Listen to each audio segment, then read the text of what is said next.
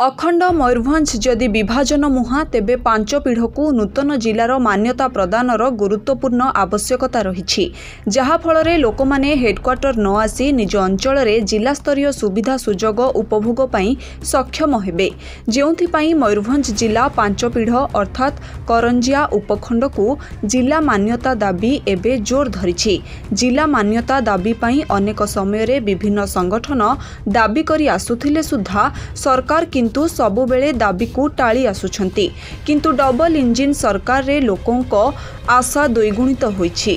कारण करंजिया उपखंड ठारू जिला मुख्यालय को 120 किलोमीटर रास्ता साधारण लोकटीए जिला स्तरीय काम पई हेउ कि से जेकोनोसी काम पई गले गोटिए दिन रे काम हुए नाही। सेथि पई विभिन्न समय रे करंजिया उपखंड को नूतन जिला घोषणा पई दाबी होई आसुछि। एही परिप्रेक्षी रे आज करंजिया कचेरी आनुकूल्य रे एक बैठक अनुष्ठित होई जाइछि जहाकि जाति धर्म वर्ण एवं राजनैतिक दल मत निर्विशेष रे समस्ते एकजुट होई नूतन जिला गठन पई दाबी उठाइछंती। समस्तंक कहिबा कथा आम करंजिया जिला मान्यता दाबी नहेले आगामी दिन में आंदोलन जोरदार हेबो से नहीं आज पांच पीढ़ स्वाभिमान मंच जिला गठन दाबी पई अंटा भिड़िछि। जिला घोषणा नहेले आगामी दिन में आंदोलन तीव्रतर हेबो बोली बैठक रे मत प्रकाश पाइछि।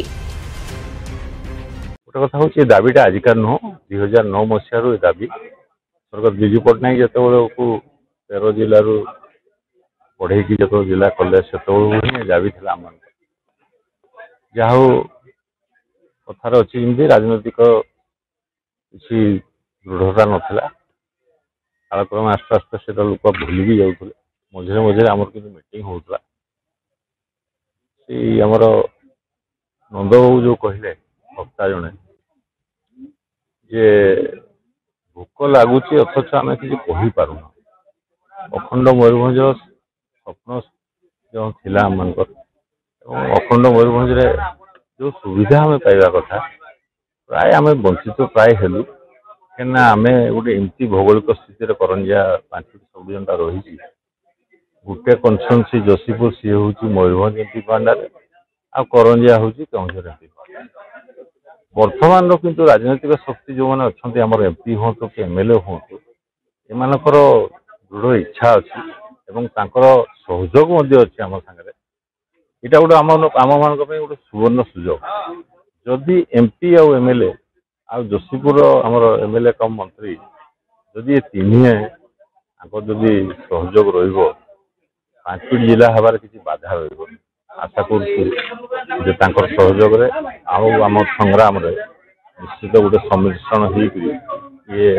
गोटे बड़ आंदोलन रूप नौ पछे किंतु मु भावुँ मोहन सरकार जो अच्छा जड़े मोहन बाबू जड़े भल सीएम एवं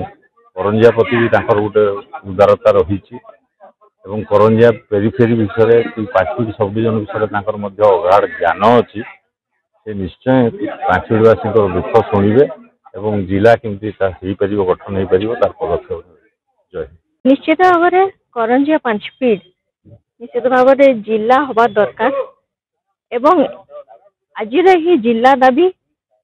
को मु निश्चित भाव में स्वागत जनाऊँगी एवं आम जब 5 पीढ़ जिला हम ताले आम 5 पीढ़ समस्त बासी माने बहुत उपकृत हेबे बहुत सुविधा पाइबू जोटा कि आम बारिपदा रायरंगपुर सबु बेले जेकोसी कम जावाई पड़ुची जोटा कि आम बहुत दूर हो जाऊँगी तार सुविधा सुजोग आम ये पाइपरिबू एवं मु एही समावेश रे एवं एही आंदोलन रे निश्चित भाव में अच्छी एवं भविष्य रे मध्य रहिबो एवं एहा पाई जहाँ पदक्षेप नियाजिबो ता संगरे मध्य मु रहिछि। जिला गठन जो समावेश कौन कह विषय बर्तमान देश स्वाधीन हेबार 77-78 वर्ष हेबा परे मध्य आम उपखंड 5 पीढ़ बर्तमान विकास देखिपारि ना तेणु लोक मान मध्य भीषण क्षोभ अच्छी एवं समस्ते चिंता करुचंती जे 5 पीढ़ जो अवस्था अच्छी एवं 5 पीढ़ जो भित्तिभूमि अच्छी ପାଞ୍ଚ ଫିଟ୍ ଏକ ଜିଲ୍ଲା ଘୋଷଣା ହେବାର ଆବଶ୍ୟକ ଅଛି। ଯଦି ଏହା ଘୋଷଣା ନ ହେଉଛି ଆମେ ପ୍ରଶାସନିକ ଯେଉଁ ସୁବିଧା ସୁଯୋଗ ଆମ ଲୋକମାନେ ସେଥିରୁ ବଞ୍ଚିତ ହେଉଛନ୍ତି। ତେଣୁ ସେଥିପାଇଁ ଯଦି ଆବଶ୍ୟକ ପଡ଼େ ଏ ଉପଖଣ୍ଡର ଜନସାଧାରଣ ଆଗାମୀ ଦିନରେ ଆନ୍ଦୋଳନ କରିବେ। ପ୍ରଥମେ ମୁଖ୍ୟମନ୍ତ୍ରୀଙ୍କ ପାଖରେ ଆମର ଦାବି ରହିବ ଯେ ଆମକୁ ଏକ ଜିଲ୍ଲା ଘୋଷଣା କରାଯାଉ, 5 ଫିଟ୍କୁ ଜିଲ୍ଲା ଘୋଷଣା କରାଯାଉ। ଯଦି ତାଙ୍କର ସେଥିରେ ସହମତି ରହିବ ତାହେଲେ ତ ବହୁତ ଭଲ କଥା। ଯଦି ସହମତି ନ ରୁହେ ତେଣୁ ଏ ଅଞ୍ଚଳ ଲୋକମାନେ ଆନ୍ଦୋଳନ କରିବା ପାଇଁ ପଛେଇବେ ନାହିଁ। ଆଜି ଯେଉଁ ସମାବେଶ ହେଲା ଏ ସମାବେଶରେ ବିଭିନ୍ନ ରାଜନୈତିକ ଦଳ, ବିଭିନ୍ନ ଧର୍ମ ଜାତିର ଲୋକ ସମସ୍ତେ ଆଜି ଏକାଠି ହେଇଛନ୍ତି ଏବଂ ସମସ୍ତଙ୍କର ଗୋଟିଏ ମତ ଏବଂ ଗୋଟିଏ ସ୍ୱର 5 ଫିଟ୍ ଜିଲ୍ଲା ଆମର ଦରକାର, ଏହା ସ୍ୱତନ୍ତ୍ର ଜିଲ୍ଲା ଘୋଷଣା ହେବା ଦରକାର। ମୟୂରଭଞ୍ଜରୁ ଘାସିରାମ ବେହେରାଙ୍କ ରିପୋର୍ଟ, ONA ଖବର।